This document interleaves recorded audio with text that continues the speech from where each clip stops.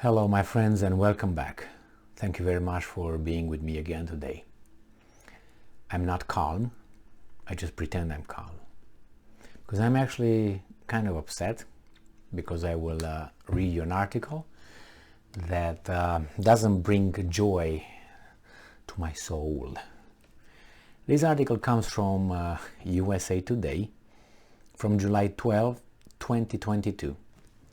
This is the title: US provides $1.7 billion so Ukraine government can keep operating. I will reread it. US provides $1.7 billion to Ukraine so Ukraine government can keep operating, so can function. So let me start reading this article and then I can be upset a little bit. The US provided another $1.7 billion to ensure the Ukrainian government can continue operating and providing essential services such as healthcare by paying the salaries of healthcare workers, among others. Because not only healthcare workers are in the government. So they made from a general statement, they pinpointed to something that you and I, like little birds, will not figure out and say, it's for healthcare workers. Okay, because if you say, what the is this? Oh my God, you have no heart, Emil. But I got brains, maybe. Who needs a heart, right? What's that song? Who needs a heart when a heart can be broken? Tina Turner, wasn't that? Yes. What's love got to do? Yeah, that's the song. 1980s. Didn't like them, but nevertheless. I liked Iron Maiden and other guys, but I know this song anyway. So, it says here that also Tuesday, European Commission President Ursula von der Leyen said a $1 billion EU contribution should reach Ukraine this month. The US contribution was made possible by generous bipartisan support from Congress, the US Agency of International Development said. To date, US aid has provided $4 billion in direct budgetary support to the Ukrainian government for core functions such as keeping electricity on hospitals, again to hospitals, schools and other crucial infrastructures, and paying for humanitarian supplies and the salaries of civil servants and teachers. So, all right, $1.7 billion is not just yet another financial support. It is an investment that makes us a step closer to victory. Viktor Lyashko, Ukraine Minister of Health, said in a statement. Okay. All right. Well, now it's my turn. I know people who work for government, and even though some of them have okay salaries, they work for those salaries, and those salaries are paid from the taxes taken forcefully by law. But if you don't pay it, people with guns are going to show up at your house and say, you're going to be under arrest until you pay that. Or we take your house and all that. Everything under the threat of violence. So they take from the private sector in the United States, because that's the one who really makes the taxes, not people who work for the government, because people who work from the government are paid from those taxes. They are taken from the private businesses. So from those guys, if you have that, you take from those guys, and you then distribute it to the public servants and all that, teachers and all that. So that's how they get paid. How would a teacher get paid? From getting the taxes from us or whomever works.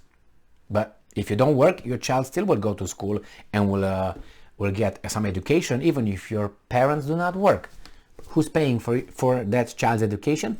I do, because I work. All right, I'm going to pass over that. This is how this functions. So even if things are far from being fair and perfect. Not perfect, but fair. That would be the just, better put. You take people's money from here and you send it to a different country to give them money. The government employees, teachers and healthcare workers and all that, I don't see any connection between this, my money, this country's money, given over there. Why don't you, if you have the money, and if you have some money, why don't you give to your people only / first? I didn't agree with that. I don't agree with that. Or at least I was not even asked. Because I'm dying again. If someone asks me a little bit and say, hey man, you know what, for this and this, I might be inclined to say, okay man, all right. But they didn't even bother to ask us. Nothing. Why? Because this is the way the system works in a mass democracy. I told you this over and over again. In a mass democracy, every biped votes, if you don't have a felony, blah, blah, blah, doesn't matter. But every biped votes, knowing something about the system or not knowing, he has a vote. Working or not working, owning property or not owning property, votes. Okay, but then person votes for a weasel. The weasel gets elected for, let's say, a term of, 4 years. I'm going to give you 4 years, I guess, 4 years. So 4 years, and those 4 years, that guy doesn't have a blank check to make decisions how he wants, but he does. As long as those decisions are lawful, he can give my money to, Bangladesh or Zimbabwe, my friends. And what am I going to do? They say, yeah, you know what you're going to do, Emil? You're going to vote in 4 years, you're going to vote that weasel out, and you're going to get this perfect weasel in. But in 4 years, can you imagine all those weasels, how much money they can give to some other people without even asking me? You love mass democracy? That's how it works. You vote one time and the guy can make and pass legislation and all kind of shit how much he wants or she wants or they want. There are a lot of flaws here, a lot of them. Leave alone the mass media who's in cahoots with these guys and keep the system running. But nevertheless, so they decided without asking me to give money over there. I want some money for my children. Nobody gives you anything. Nobody owes you anything. You got to go and work it. And I agree with that. But when you see this kind of thing, that other people just receive it from you, how do you think it makes me feel? Without being asked. Charities. If charities want to do that, that's fine.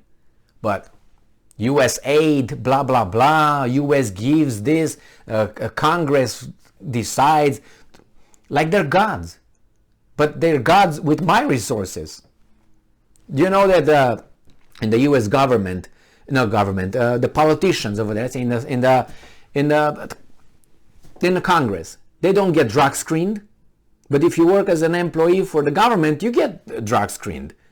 I'm not, saying, oh my God, no, but you talk about equity. Where's the equity?